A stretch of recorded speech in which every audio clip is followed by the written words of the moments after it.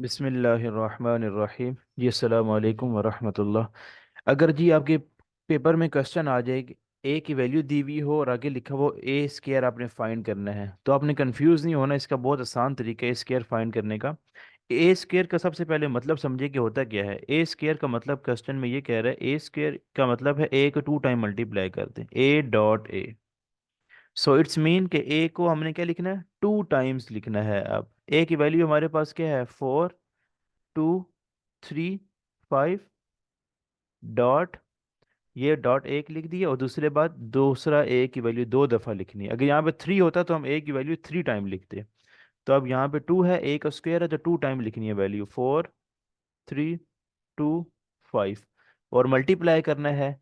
तो मल्टीप्लाई करने का बहुत आसान तरीका है। ए स्क्वायर अब हम लोग फाइंड कर रहे हैं, ठीक है जी। ए स्क्वायर फाइंड करने के लिए क्या होता है जी, रोज को ना कॉलम के साथ मल्टीप्लाई करते हैं। इस पूरे को 4 और 3, ये रो है, इसको कॉलम के साथ मल्टीप्लाई करना है। फर्स्ट रो को फर्स्ट कॉलम के साथ मल्टीप्लाई करना है, फिर फर्स्ट रो को सेकंड कॉलम इसके साथ मल्टीप्लाई करना है, पूरे के साथ 3 और 5 के साथ। देखिए जी, पहले मैं ना यहाँ पे एक बॉक्स बना देता हूँ ताकि हमें पता चले कि फर्स्ट रो को मैं कॉलम मल्टीप्लाई कर रहा हूँ फर्स्ट कॉलम के साथ।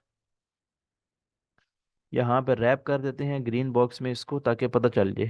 4 और 3 को मैंने पूरी रो को मल्टीप्लाई करना है इसके साथ, 4 और 2 के साथ, ठीक है जी।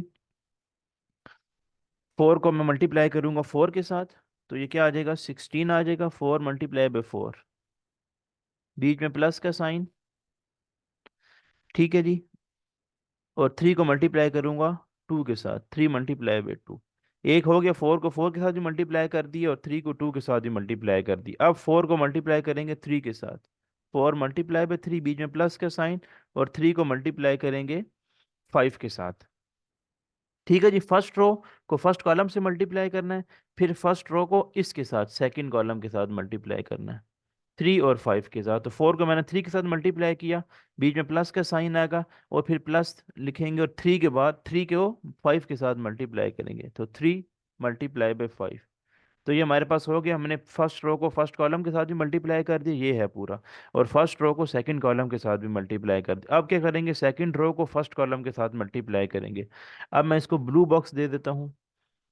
2 और 5 जो है ना, ये 2 और 5 इसको मैं करूँगा अब ग्रीन वाले बॉक्स के साथ, जैसे कि ऊपर मैंने लिखा हुआ है 4 और 5 इसके साथ मल्टीप्लाई करेंगे, 2 और 5 को इसके साथ, ठीक है जी। फिर सेकंड में उसके इसके साथ करेंगे, लेकिन पहले मैं ए को करता हूँ, आपको बता देता हूँ। 2 × 4, बीच में प्लस का sign, 5 × 2। Second row first column complete हो गया, अब सेकंड रो सेकंड कॉलम अब इसके साथ मल्टीप्लाई करेंगे। 2 × 3, बीच में प्लस का साइन आएगा, 5 × 5। ओके, जिसको सिंप्लीफाई कर लेते हैं यहाँ पर। 4 4 16 +3 2 6, 4 3 12 +5 3 15, 4 2 8 +5 2 10, और 3 2 6 +5 5 10, 5 5 25। ओके जी, ये हमारे पास होगी। यहाँ पे लाइन लगाते हैं, इनको ऐड कर देंगे, जस्ट सिंपल ए का स्क्वायर। 16 और 6 होते हैं 22, आगे 15 और 12 होते हैं 27, और 10 और 8 18, और 6 + 25 इट्स मीन 31। तो ये जी हमारे पास आंसर आ गया है, ए स्क्वायर का आंसर आ गया है 22 27 18 और 31। उसने यही कहा था कि हमें फाइंड करके दिखाएं ए स्क्वायर का।